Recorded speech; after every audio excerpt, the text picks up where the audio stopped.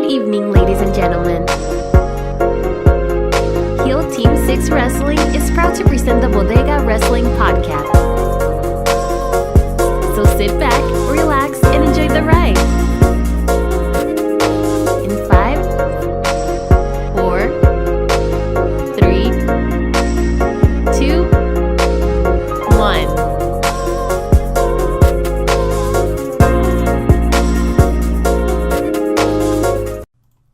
Hello, ladies and gentlemen. My name is Mike Larkin, and tonight I'm flying solo on another edition of the Bodega Wrestling Podcast. I want to thank you all, as always, for listening. Check out Bodega on Twitter at Bodega Wrestling Podcast. Guys, thank you so much, as always, for your support and just listening. We got a lot of stuff to talk about in this episode here, so let's just hop right into it. There's been an array of stuff going on in Impact Wrestling, WWE, Ring of Honor, AEW. There's a lot going on, and there's a lot of signings as well. So I figured let's start off with the signings. So WWE has signed Robbie E., Stokely Hathaway, who was in Ring of Honor, and Cal Bloom. For those who don't know, Cal Bloom is the son of Wayne Bloom, who teamed with Mike Enos in the AWA and WWE and WCW. They were the Beverly Brothers in the early 90s in the WWF. They were Bayou Beverly. That's who Wayne Bloom was. All I really could say is, as far as this dude, as I'm looking at him, Cal Bloom is a big dude, has a lot of potential. As far as Stokely Hathaway goes, very entertaining individual. We saw him in Ring of Honor managing the likes of Moose, who we now see in Impact Wrestling. I've enjoyed the Moose Donovan Dijak, who's now it's so hard just to say Dominic Dijakovic, which he's now in NXT. He's having a little feud there with Keith Lee. The dude is very funny, very entertaining, and he's got that Weasley role. He's kind of like a Bobby the Brain Heenan type of deal. Robbie E., man, I've been watching this dude since he was Rob Echoes on the independent scene. He teamed with a guy by the name of Billy Bax in New York Wrestling Connection, NYWC on Long Island. I remember seeing him on an episode of Raw where Edge was feuding with Ric Flair. This was in 2006? Yeah, 2006. When Ric Flair got arrested for roid rage, he was the guy in the sketch where Edge was dressed like Ric Flair. He was the guy who Edge took out of the car and beat him up, and he wrestled on SmackDown a couple times. He got squashed by Matt Morgan. He got squashed by Mark Henry. So I remember seeing him doing some enhancement work for WWE then. Fast forward to TNA as it was at the time. I remember him coming in as Robbie E. With Cookie, who was Becky Bayless, who at the time was on WrestleLicious as Brooke Lynn. It was, Jersey Shore was very popular, so I understood, his gimmick going into it. We saw Zack Ryder as a great comparison of that, a fellow New York Wrestling Connection and Long Islander as well. As far as Robbie E goes, I mean, you look, he's very talented, former X Division champ, television champ, tag champ. He made the most of what he had whether it was with Cookie, Robbie T, Rob Terry, the Bromans with Jesse Goddard and DJ Z. The dude he's a solid hand and he's a hell of a talent. So I'm very happy to see him finally after, I believe he said, he's like AJ, over 16 plus years, he's finally in the WWE. And I truly wish Robbie nothing but the best. Stokely Hathaway is very entertaining. We're going to see what they do with him, and Cal Bloom. As I'm looking at this dude, don't know too much, but we're going to know, and that's what's great about NXT UK, and all these. We're going to know what's up with these talents, what they're about. They got a performance center in Orlando. They got a performance center in the UK. There's a whole lot of talent coming, and it's going to be really, really good. So I'm very excited to see these signees, Robbie and Stokely Hathaway, and we got a newcomer in Cal Bloom. So that's what we have to look forward to on that end. Now, I did mention TNA there, Impact Wrestling, as we all know and love it now. I know Jorge does. Shout out to Jorge. We got OVE and Sami Callihan re-signing. We got a lot of people coming in. Tony Gunn, who just wrestled at OVW. He's the OVW champion. Scott D'Amore was at the show. He said, come on, Impact Wrestle anytime. We'll be seeing you soon. So we look to have Tony Gunn coming in from OVW, which it's a proving ground now, developmental, if you will, which it has been always. Remember the WWE with the likes of John Cena, Randy Orton, Batista, Brock Lesnar, Shelton Benjamin, and more coming from OVW. We look at, later on, Jessie Belle Smothers, Jessie Belle, who was the daughter of Tracy Smothers, and who was on WoW now as Jesse Jones. We're talking about the Blossom Twins from the UK, British Boot Camp. There's Taylor Hendricks. So many talents come from that OVW. I really can say, like, I like that they just did a Twitch show with Impact. Get more talent coming from OVW. Get more talent from Josh Alexander on that front, from Canada, BCW, with Destiny Wrestling, what have you. There's a lot of proving grounds, and it's going to add for more talents coming into the Impact roster, which I think is going to be really, really cool. Now, we got an updated card with United We Stand, and we're going to get to this. So far, we got Jake Chris, we got Dante Fox, we got Cotto Brazil, Pat Buck, and Jack Evans all representing AAA, MLW, Lucha Underground, and WrestlePro respectively, and Impact. But we got one man left to be named. We got Sami Callihan and Jimmy Havoc, Monsters Ball. We got Team Impact versus Team Lucha Underground. We got Brian Cage, we got Moose, we got Eddie Edwards, and we got Johnny Impact taking on Drago, Daga, Aerostar, and King Cuerno. We got the main event of Lucha Brothers versus RVD and Sabu. We got Rich Swann versus Yamato from Dragon Gate for the X Division Championship. We got the United We Stand pre-show featuring a WrestlePro showcase live on Twitch with KM and Follow Ba Ba Ba. And we also have, it was originally, but Eli Drake said no, to quote Follow Ba. So now we have Tessa Blanchard in an intergender match with Joey Ryan. Oh boy, okay. As someone who's been watching Joey Ryan since 2006, when he was a part of that 70s team on MTV's Wrestling Society X for a short period of time, and just to see Joey Ryan's running TNA as it was at the time with Matt Morgan and the Gut Check, all I can say really is this. I'm not really a fan of the penis plex and what we got, because I know Joey Ryan's been doing that Rest in Peace Wrestling, and we got to see more of that because it came out on Twitter. Tessa Blanchard pretty much said that she'll take on any all-comers. That's why she said Eli Drake was scared, which goes with this because we have another female involved here. We got Priscilla Kelly. So Joey Ryan says, R.I.P. Wrestling. Priscilla Kelly vomits on Joey Ryan's penis. An indie event in Las Vegas, and my God. This stuff, like, and I don't mean to sound like a wrestling purist, but Jim Cornette, a man who's been around for years and years, I know people say he's out of touch, but come on. We go from Joey Ryan with the dick plex and the boob plex and whatnot. Now we got Priscilla Kelly vomiting on people. Priscilla Kelly was in the Mae Young Classic, hell of a talent in her own right, doing her thing in Shine, but come on. Like, I'm sorry for being a wrestling purist, but come on. For the love of God, no. And so that is what we're coming off of. And I think what's very interesting about it is he's a very controversial and polarizing figure in today's wrestling society. So I see them, capitalizing off that. They didn't want him then, but now, hey, they need somebody to go against Tessa. And I hope Tessa Blanchard puts a whooping on that boy, Joey Ryan. So whatever. But nonetheless, I think United We Stand is a very solid card from top to bottom, minus the includement of Joey Ryan. So, going to be very interesting to see what we got coming with United We Stand. This takes us to Ring of Honor, and I'll go into detail and give you a more little plethora of what we got going in different companies in a second. But, all right, we got Ring of Honor. We got it. It's March 15th, live on pay-per-view. That's tonight. ROH 17th anniversary show. And we got the tapings March 16th, 2019. Here are the matches we got. We got the Briscoe brothers taking on Villain Enterprises as Brody King and PCO, and a tag team match for the ROH World Tag Team Championship, where the winners advance to G1 Supercard to face IWGP Tag Team Champions, the Gorillas of Destiny, in a winner-take-all match.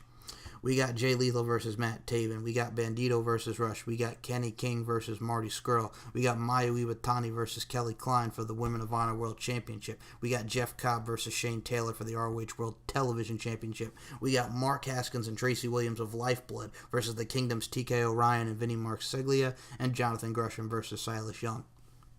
Now, March 16th, we got the tapings. We got the Kingdom versus Villain Enterprises and a 6-man tag for the 6-man tag team championships. We got Bandito taking on PJ Black, a.k.a. Justin Gabriel. We got the Briscoe brothers versus Jeff Cobb and Willie Mack in a tag team match playa, where the winners qualify for the 2019 Crockett Cup. We got Rush versus Mark Haskins. We got Tracy Williams versus Kenny King. And we got Dalton Castle and the Boys versus New Japan Pro Wrestling's Young Lions, Clark Connors, Carl Fredericks, and Alex Coughlin, who was a independent talent and New York Wrestling Connection on Long Island, known as Leo Blackstone. Very happy to see Alex doing his thing as a New Japan Young Lion. It's going to be a hell of an action tonight and tomorrow from Ring of Honor. I really am just very excited for that. So then we got the G1 Supercard. Here's what we got up and coming on that. We got Jay White versus the New Japan Cup winner in a singles match for the IWGP Heavyweight Championship. We got the Gorillas of Destiny versus the Briscoes in a winner-take-all tag team match for the IWGP Tag Team Championship and the Ring of Honor World Tag Team Championship. We got Taiji Ishimori versus Dragon Lee versus Bandito in a three-way match for the Junior Heavyweight Championship. We got an Honor Rumble with participants to be announced. And we got Jay Lethal defending the Ring of Honor World's Heavyweight Championship against Marty Scurll. So that's what we can expect right now from G1 Supercard. It's going to be a hell of a weekend. I just ran through the United We Stand card. We have a lot of stuff going into WrestleMania weekend that I think a lot of people are going to enjoy. And don't take it too lightly, folks, because it's a great time for professional wrestling. That brings me to the NXT TakeOver New York card. Now, I'm going to tell you right now, a lot of spoilers have been out there. We know that Tommaso Ciampa has to have neck fusion, so he's no longer the NXT champ right now. We just saw on NXT the role reversal. Johnny Gargano knew it was coming. Rams Tommaso Ciampa into the Tron. Super kicks him, knees him. Candice LeRae's all smiles. So Johnny Gargano is going to be going for the vacant NXT championship. And Triple H announced that there's going to be a fatal five-way match that we're going to see. It's going to be Adam Cole, baby. It's going to be Matt Riddle. It's going to be the Velveteen Dream. It's going to be Aleister Black. It's going to be Ricochet to see who's going to fight Johnny Gargano in a 2 out of 3 falls matchup for that vacant NXT World's Heavyweight Championship.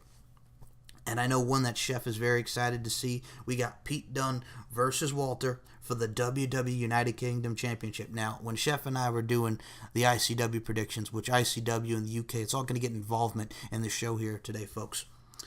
I said, what you do is with NXT UK Blackpool, you have him beat Joe Coffey. You have Walter come out, stare down, don't say nothing. And that's exactly what they did. We saw them go against the Coffey brothers this week on NXT UK.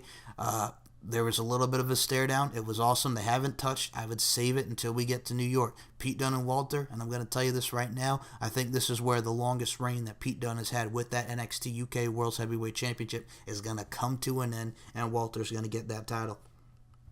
But either way, the fans win in this one.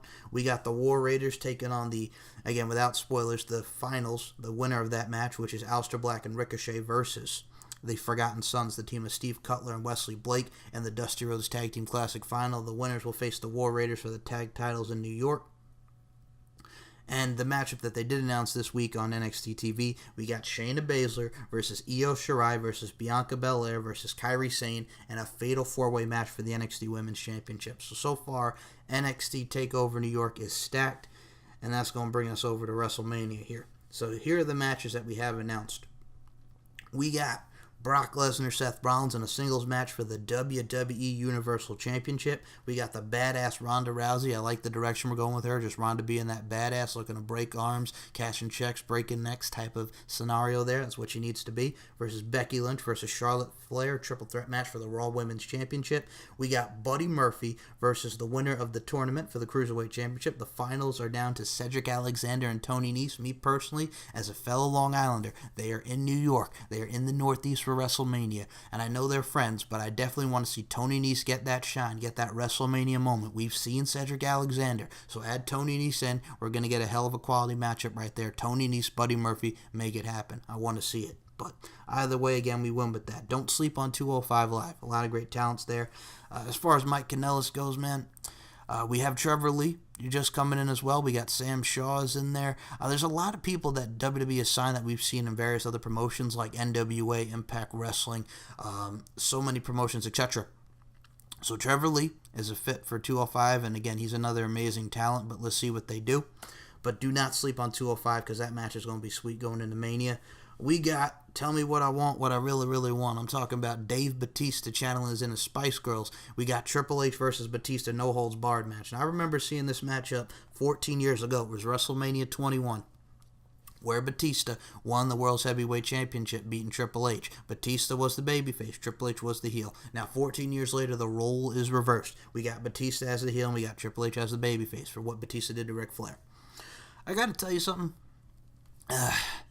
I don't want to say I don't care about this match, but I kind of don't care. I'm sure Triple H is going to win. And I think this is how Batista won it, because he said in various interviews, and it's been brought up many of times, that Batista's last match, or his final run in the WWE, as we're going to see here, purple nose ring and all, is he wants to wrestle Triple H one more time. And I think that's what we're going to get. And what's the build surrounding this? Because we saw at SmackDown 1000, Batista has beaten Triple H. Triple H has never beaten Batista one-on-one. Now, if you want to include a technicality with this, during the Vengeance 2005 run going into the Hell in a Cell match, Triple H did pin Batista in a handicap matchup, in a tag.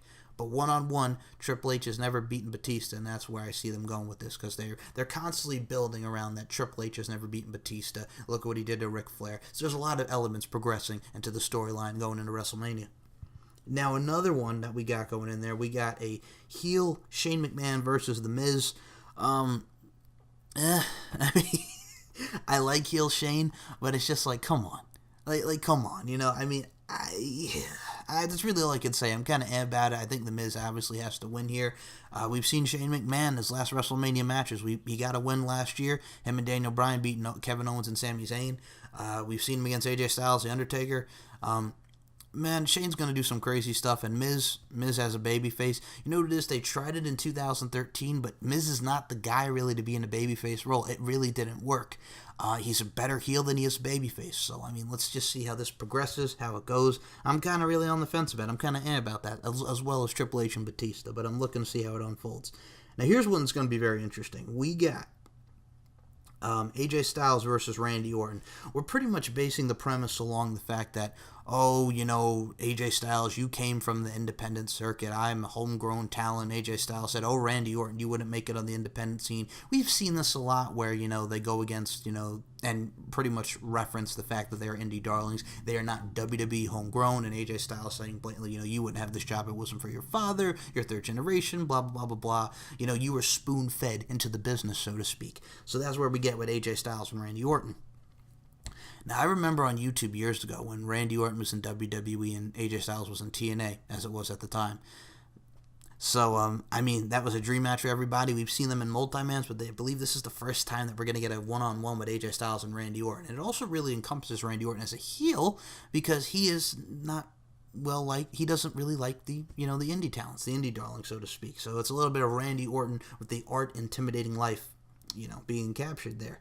I think what was very funny is that he made the line that in 2005, while I was wrestling The Undertaker at WrestleMania 21, you were tanning with Dixie Carter. And Dixie Carter shot back at Randy Orton and says, AJ Styles and I never had to tan as we were always golden. My historical recollection is different than yours, Randy Orton. So Dixie Carter coming back there with the rebuttal. And man, while I'm on the subject of Dixie Carter, before I get back to the other matchup that's on the Mania card that I'd like to address, Dixie Carter responded to a tweet by the man who goes by the modern-day Bob Ross, and he said, save your nephew. And Dixie Carter replied back with, don't get me started. So this is in reference to EC3 on the main roster, man. He's kind of dead on arrival, and I really do like EC3. He had great matches in NXT. We've seen him against the likes of Adam Cole, the Velveteen Dream, on NXT TakeOver. The thing is, though, they brought him to the main roster. He's kind of like this, you know, he's just flexing. He's looking at himself in the mirror. He's like a statue type of deal. The only matches that he's had 2 matches. He beat Dean Ambrose, then he lost to Dean Ambrose. And then we find out on main event, he loses a 4-minute match to Tyler Breeze. Tyler Breeze, who's been jobbing to everybody, been losing to everybody. He's getting the hope spots, but in the end, Tyler Breeze loses. And Tyler Breeze doesn't even have Fandango right now. There's no Breezango. It's just Tyler Breeze on his own. And I like Tyler Breeze, but come on, your EC3's there, and he's... Oh. So it's very frustrating to see, because EC3 on the main roster hasn't been looking so good. And speaking of someone else on the main roster, Bobby Lashley is the Intercontinental Champion again, which, okay, whatever, that's fine. I like Bobby Lashley. I mean, I think him as a heel is better than him as a babyface. I'm so glad that they went back to the direction of him as a heel, because he was a kick-ass heel. That's what I didn't like when he came back to WWE, that he went the babyface route. I'm like, he's a heel, make him a heel. We saw the dominance and Impact. Let him be that dominant heel. Speaking of dominant heels, we had a great match with Drew McIntyre and Dean Ambrose. Falls Count Anywhere. Absolutely amazing. And it looks like we're going in the direction of Drew McIntyre versus Roman Reigns. Roman Reigns' first match back at a major pay-per-view. I mean, we saw The Shield defeat McIntyre, Lashley, and Corbin at Fastlane. Very nice feel-good moment for The Shield. But I think that first one-on-one match is going to be against Drew McIntyre, and we're going to see Roman get tested at WrestleMania. Speaking of getting tested at WrestleMania, Kurt Angle. We saw him this week. Kurt Angle, he's hanging it up. Farewell match. I liked his farewell run in TNA. He got to go against the likes of Drew McIntyre. We've seen the last match with Bobby Lashley. We've seen so many great matches in TNA on Kurt Angle's final run there at the time. Now, the WWE run, he had a fine matchup with Apollo Crews. Very respectful going into it. Angle won with the Olympic Slam. And I'm going to say this right now. If his farewell match is going to be against anybody, it has to be John Cena. Why does it have to be John Cena? It all comes full circle, folks. John Cena, debut on SmackDown, gets the open challenge from, answers it. Kurt Angle, he's got that ruthless aggression. Had an amazing matchup. He's had many amazing matches with Kurt Angle, that being John Cena, during the Basic Economics run where they were doing the battle raps and having fun there in 2003 at No Mercy 03 was a very good match. We saw their feud, come back in 2005. He wrestled him at Unforgiven, wrestled him at Survivor Series. I think John Cena has to be the final nail in the coffin for Kurt Angle. I would have Kurt Angle go out on a happy note, have him beat John Cena. It doesn't mean anything if John Cena wins. It really doesn't matter, to be honest with you. I think it will be a feel-good moment regardless, but if I was the one booking it, I would have Kurt Angle win, go out all smiles.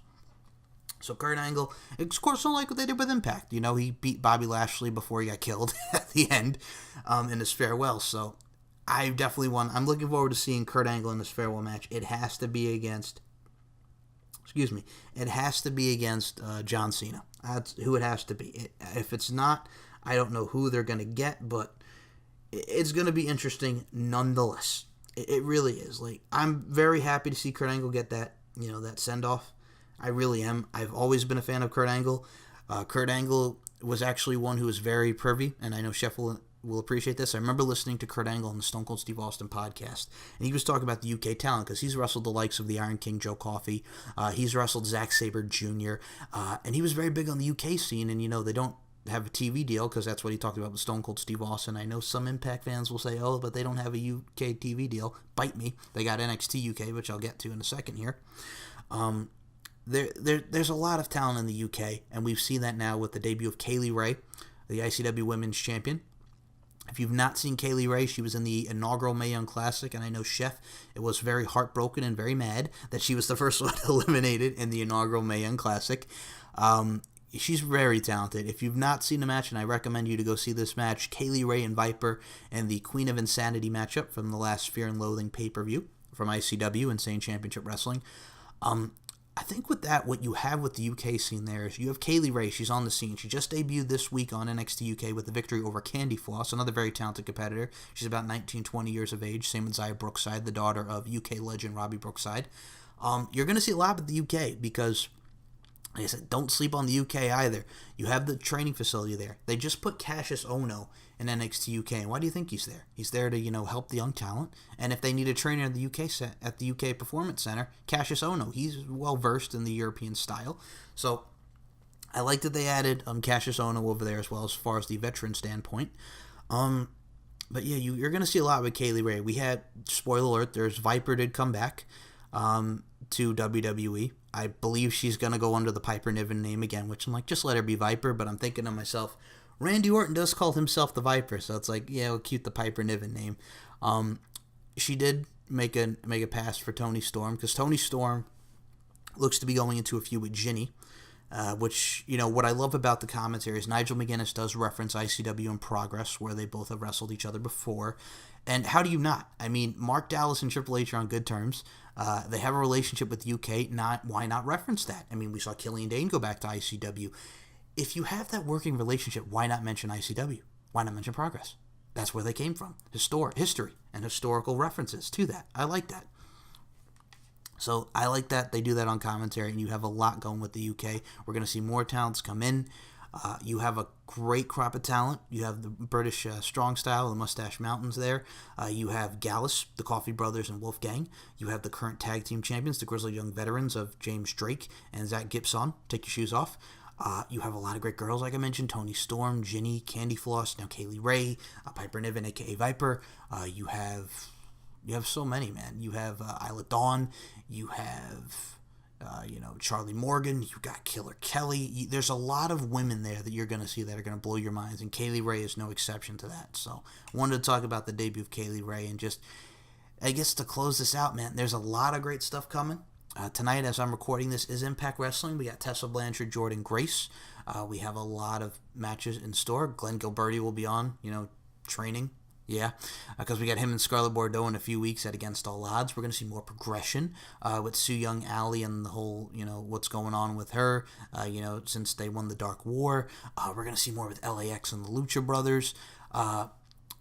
As far as Impact goes, there's a lot of stuff to look forward to. The world title situation, Johnny Impact and Brian Cage in the rematch, Killer Cross's involvement, Moose's involvement. So we have that in the world title picture. Rob Van Dam looks to be making more dates with Impact Wrestling after United We Stand. And Rob Van Dam, he's a former Impact Wrestling World's Heavyweight Champion, Impact Wrestling X Division Champion. So, I mean, another veteran and 48-year-old Rob Van Dam. Let's see where it goes. Like I said, I try to be optimistic, but if there's stuff I'm not going to like, I'm going to say, like I mentioned with Triple H and Batista and The Miz and Shane McMahon. I think with me, it's just like with Shane McMahon, he's going to do something crazy, and it's The Miz. I think I prefer him as a heel rather than a babyface. Ring of Honor is going to be killing it tonight and tomorrow. We got the G1 Supercard. We got United We Stand. We got WrestleMania. We got NXT TakeOver New York. I'm sure there's going to be another NXT UK TakeOver as well in the future. So it's very exciting times for wrestling. And the other thing I'd just like to mention is the AEW talk very briefly here, because Double or Nothing, we do have some, we have some more matches. Well, it's the same matches, but more participants, We got Kenny Omega, Jericho. We got Hangman Adam Page versus Pac. We got SoCal Uncensored versus SEMA in a 6-man tag. And we don't know who SEMA's tag partners are, but SoCal Uncensored, Christopher Daniels, Frankie Kazarian, and Scorpio Sky. Heyman Adam Page versus Pac. Kenny Omega versus Chris Jericho. Dr. Britt Baker versus Nyla Rose and Kylie Ray in a 3-way dance. Cody versus TBA. As far as Cody goes, I wouldn't be shocked if I wanted to have someone who just got released in there. If you want to add some Japanese talent with Noah, what have you, I put him in there with Kenta. I think that'd be a very interesting dynamic, but we shall see. Like I said, we don't really know. The Over the Budget Battle Royal, which is returning, because we saw that at All In. So far announced is Sonny Kiss, ex-Alicious on Lucha Underground, Kip Sabian, very talented independent talent, Brandon Cutler, Ace Romero, and more. And we have the tag team matchup between the Young Bucks and the Lucha Brothers, Pentagon Jr. and Phoenix. So we have a lot going on with AEW, which is coming up very, very soon. Again, there's a lot of wrestling coming up. You're going to be congested, and you're probably going to be suffocated with it, but you'll thank us later.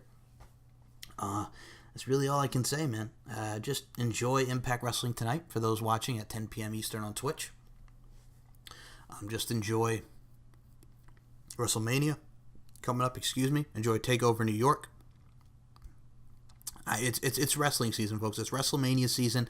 A lot of things are coming. And by the way, Pro Wrestling Revolver did announce a matchup with Rich Swann, Impact's newest star in the X Division, Ace Austin.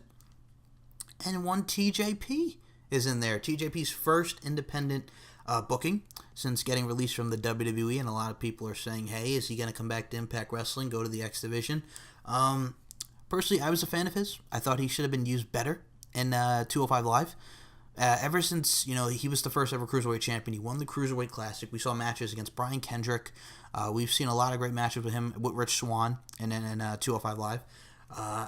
The dude is a hell of a talent, but the problem is he just kind of got lost in the shuffle when they were bringing in more new talents. And it's a shame, because he's a very talented dude. If he comes back to Impact as Manic, whatever. But I think he's an asset nonetheless, whether he's an Impact, AEW, and WWE, whatever. I think that's what it is, too, because I know a lot of wrestling fans want to see wrestlers go to certain promotions. But for me, you have to analyze, decipher, and dissect. Wherever they go, you're going to get a quality matchup, and you're going to have fun all in the process. So let these talents do what they do. They got families. They got to put food on the table. So they got kids.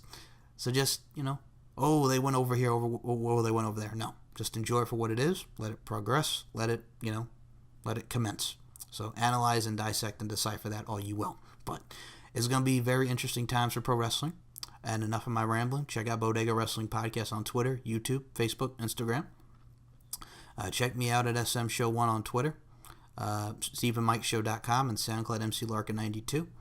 And if you want into some Impact stuff, check out at Impact Rewind. That's myself, looking at some old school Impact stuff.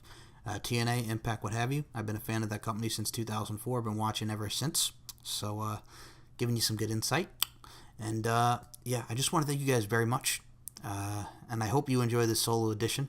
It's a little hard. I mean, I've done solo stuff on my end, but it's kind of hard when you have such great personalities as Jorge, as whether it be Switch Babe, whether it be Chef, whether it be Robert. That's all I could say. I'm very blessed to work with a lot of great people, and I thank you all very much for listening. So have a great weekend, and this will conclude another edition of the Bodega Wrestling Podcast. My name is Mike Larkin. God bless my friends, and thank you so much for your support.